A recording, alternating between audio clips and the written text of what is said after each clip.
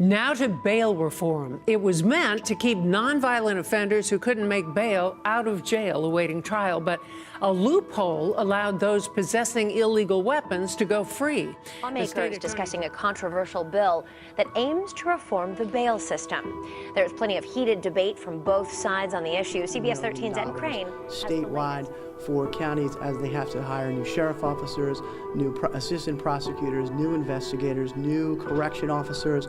We have to make capital improvements to both our county court facilities and to our county jails because we believe we made a very compelling case that criminal justice reform will cost significant property taxpayer dollars. Is awfully high. It seems like that's all we need is one more state agency to siphon off tax dollars and we can forget the potholes getting repaired anytime soon. You know? Right, and what about money for education? Education too, exactly.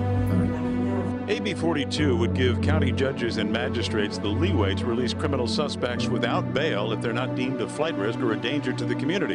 And while the bill is garnering heavy support from minority lawmakers, one local assemblyman, Jim Cooper, a former sheriff's captain, plans to vote no. A lot of folks don't understand there are bad people out there that do bad things. So AB 42 is out of committee, but it may be out of balance as well. Critics say it does achieve one goal of letting anybody of any economic situation get in or out of jail. But what about the right of the rest of us to be safe? That's something that has yet to be addressed. Back to you. A very serious mode on this. You're representing the men and women in law enforcement who are out there risking their lives every single day, and these clowns in the legislature ignore real issues to just further their own political agenda. I like to think we're also representing the victims because that's who we deal with every day. This law, it would eliminate the requirement to post money to get out of jail for nonviolent offenders. That's unless a judge determines there's a risk to public safety.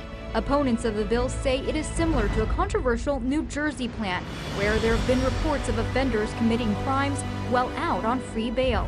Dwayne Chapman, aka Dog the Bounty Hunter, from the reality TV series, testified in opposition. The poor are not in jail because they're poor, Mr. Sawyer. They're in jail because they broke the law. Opponents say the bill would harm victims' rights. There is no mechanism in either of these bills for the victims to be present or heard prior to somebody being released, which is guaranteed in the California Constitution. Leaders in Ocean County say it needs trashing and starting over. The police chiefs here have called for repealing the bail reform law, saying it's dangerous. And one freeholder says it's nothing but a get-out-of-jail-free card, and the statewide ballot question in 2014 misled voters who approved it.